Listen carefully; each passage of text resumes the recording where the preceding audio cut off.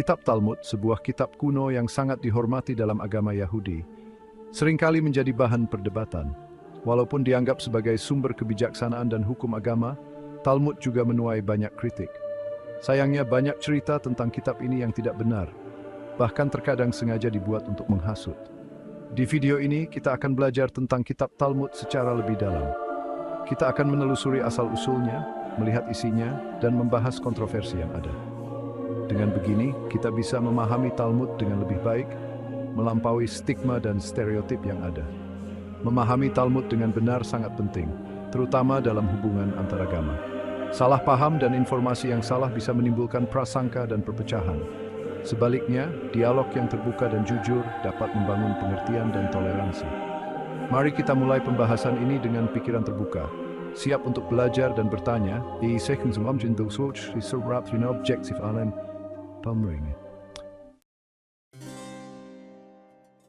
Untuk memahami kontroversi seputar Talmud, kita perlu menelusuri sejarahnya. Kitab ini bukanlah kitab yang turun langsung dari langit, melainkan hasil diskusi dan penulisan para rabi selama ratusan tahun. Setelah Bait Suci kedua di Yerusalem hancur pada tahun 70 Masehi, tradisi lisan Yahudi menjadi semakin penting. Para rabi sebagai penerus ajaran Nabi Musa merasa perlu untuk menjaga dan menjelaskan hukum-hukum Taurat agar tetap relevan. Proses penulisan tradisi lisan ini berlangsung selama beberapa abad. Para rabi di berbagai tempat di Timur Tengah, seperti di Babilonia yang sekarang Irak dan Galilea yang sekarang Israel, terlibat dalam debat dan diskusi yang panjang. Mereka menafsirkan Taurat, merumuskan hukum-hukum praktis, dan menuliskan tradisi-tradisi leluhur. Hasil dari proses penulisan ini adalah dua Talmud utama, Talmud Yerusalem, yang selesai ditulis sekitar abad ke-4 Masehi, dan Talmud Babilonia, yang selesai sekitar abad Masehi. Meski kedua ini memiliki inti sambat berpemikiran lebih berasi. Talmud, yang dalam bahasa Ibrani berarti pembelajaran, bukanlah kitab yang mudah dipahami. Strukturnya yang kompleks dan bahasanya yang kuno menjadikannya sebuah karya intelektual yang membutuhkan pemahaman yang mendalam. Secara garis besar, Talmud terdiri dari dua bagian utama, Mishnah dan Gemara. Mishnah adalah kumpulan hukum dan tradisi lisan Yahudi yang disusun secara sistematis. Bagian ini dianggap sebagai inti dari Talmud dan menjadi dasar bagi diskusi dan interpretasi lebih lanjut. Gemara, yang berarti penyelesaian atau pembelajaran, merupakan bagian yang lebih panjang. Gemara berisi catatan diskusi para rabi dalam menafsirkan Mishnah. Di sini kita disuguhi perdebatan sengit, argumen logis, dan interpretasi yang beragam. Isi Talmud sangat luas, mencakup berbagai aspek kehidupan, mulai dari hukum dan ritual keagamaan hingga etika, filsafat, dan kepensiri. Kita dapat menun diskusi tentang jawaban halal, pernikahan, perceraian, dan banyak lagi. Seringkali muncul pertanyaan, apa hubungan antara Talmud dan Taurat? Apakah Talmud menggantikan Taurat? Atau apakah Talmud bertentangan dengan Taurat? Bagi umat Yahudi, Taurat yang terdiri dari 5 kitab Nabi Musa adalah wahyu langsung dari Tuhan yang bersifat kekal dan tak tergantikan. Talmud, di sisi lain, adalah interpretasi dan penjelasan manusia terhadap Taurat. Keduanya saling melengkapi dan tidak dapat dipisahkan. Para rabi melihat Talmud sebagai alat untuk memahami dan menerapkan Taurat dalam kehidupan sehari-hari. Mereka percaya bahwa Taurat mengandung makna yang tersembunyi dan prinsip-prinsip universal yang perlu dijelaskan agar relevan dengan berbagai zaman. Dalam proses interpretasi ini, para rabi tidak selalu sepakat. Perbedaan pendapat dan perdebatan sengit merupakan bagian integral dari tradisi Talmud. Mereka percaya bahwa melalui dialog dan perdebatan, kebenaran juga semakin dibuat. Bagian kelima, kontroversi seputar Talmud antara tafsiran dan realitas. Kontroversi seputar Talmud seringkali berakar pada kesalahpahaman dan interpretasi yang sempit. Beberapa kritikus, baik dari kalangan agama lain maupun dari dalam Yahudi sendiri, menuding Talmud mengandung ajaran yang rasis, diskriminatif, dan bertentangan dengan nilai-nilai kemanusiaan. Penting untuk diingat bahwa Talmud adalah teks yang kompleks dan multitafsir. Mengambil sepenggal kalimat atau paragraf tanpa memahami konteksnya dapat menyesatkan dan menimbulkan kesimpulan yang salah. Salah satu contoh kontroversi adalah tuduhan bahwa Talmud mengajarkan kebencian terhadap non-Yahudi. Klaim ini didasarkan pada beberapa kutipan yang jika ditafsirkan secara harfiah memang terdengar diskriminatif.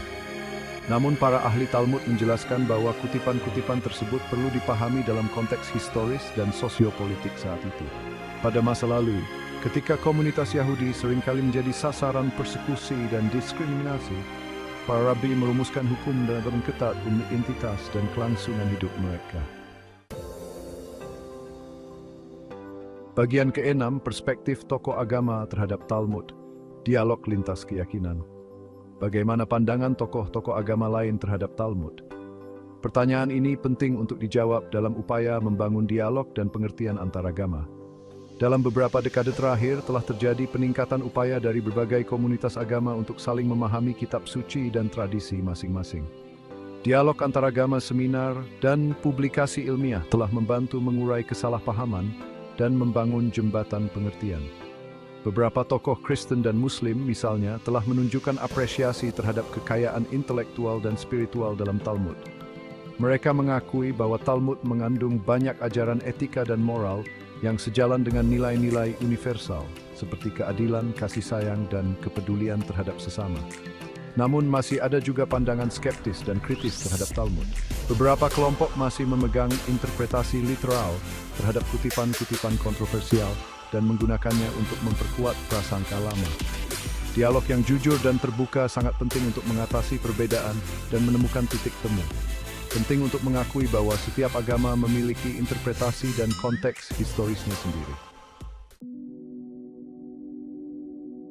Bagian ke-7, penerapan Talmud dalam kehidupan sehari-hari, Yahudi sebuah perspektif. Bagaimana Talmud diterapkan dalam kehidupan sehari-hari umat Yahudi? Apakah semua ajaran Talmud diikuti secara harfiah? Penting untuk mengerti bahwa Talmud bukanlah sekadar kumpulan hukum kaku yang harus diikuti secara membabi buta. Talmud lebih seperti sebuah panduan hidup yang menawarkan berbagai perspektif dan prinsip-prinsip etika untuk menjalani kehidupan yang bermakna. Dalam praktiknya, penerapan Talmud sangat beragam, tergantung pada aliran dan interpretasi masing-masing komunitas Yahudi. Ada kelompok yang sangat tradisional dan mengutamakan interpretasi hukum secara harfiah. Di sisi lain, ada juga kelompok yang lebih liberal dan menekankan pada relevansi etika dan moral Talmud dalam konteks kehidupan modern. Contohnya, hukum tentang makanan halal kosher dalam Talmud masih diikuti secara ketat oleh sebagian besar umat Yahudi. Namun, ada juga yang menginterpretasikan hukum tersebut secara lebih fleksibel, misalnya dengan menghindari konsumsi daging babi, tetapi tidak terlalu ketat dalam memisahkan peralatan masak untuk daging dan susu. Intinya, Talmud memberikan kerangka etika dan moral yang luas bagi umat Yahudi dalam menjalani kehidupan. Bagaimana mereka menerapkannya dalam praktik sehari-hari sangatlah beragam dan mencerminkan dinamika dan perkembangan tradisi Yahudi itu sendiri. Bagian ke-8, Talmud dan hubungan antar agama menjembatani perbedaan. Bagaimana Talmud dipandang dalam konteks hubungan antaragama? Ini merupakan pertanyaan penting di tengah upaya mewujudkan keharmonisan antarumat beragama. Penting untuk mengakui bahwa ada beberapa ayat dalam Talmud yang jika diartikan secara harfiah dapat menimbulkan kesalahpahaman dan menyinggung umat agama lain. Ayat-ayat ini seringkali dijadikan alasan oleh kelompok-kelompok ekstrem untuk menyebarkan kebencian dan permusuhan. Namun, para cendekiawan dan tokoh agama moderat menegaskan bahwa ayat-ayat tersebut harus dipahami dalam konteks historis dan sastra yang tepat.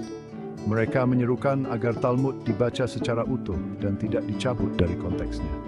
Dialog antaragama yang intensif dan saling menghormati sangat diperlukan untuk mengatasi kesalahpahaman dan menemukan titik temu. Umat beragama perlu membuka diri untuk belajar tentang ajaran agama lain dari sumber yang terpercaya, bukan dari propaganda dan stereotip. Membangun kepercayaan dan menjalin persahabatan antar umat beragama juga sangat penting. Ketika ada saling mengenal dan memahami, kecurigaan dan prasangka akan luntur. Dud sing mekleh kiri sehormat dan saling menghad. Bagian ke-9, Talmud di era modern, relevansi dan tantangannya. Memasuki abad ke-21, Talmud tetap menjadi bagian penting dari identitas dan kehidupan umat Yahudi. Namun, kitab kuno ini juga menghadapi berbagai tantangan dan pertanyaan relevansi di era modern.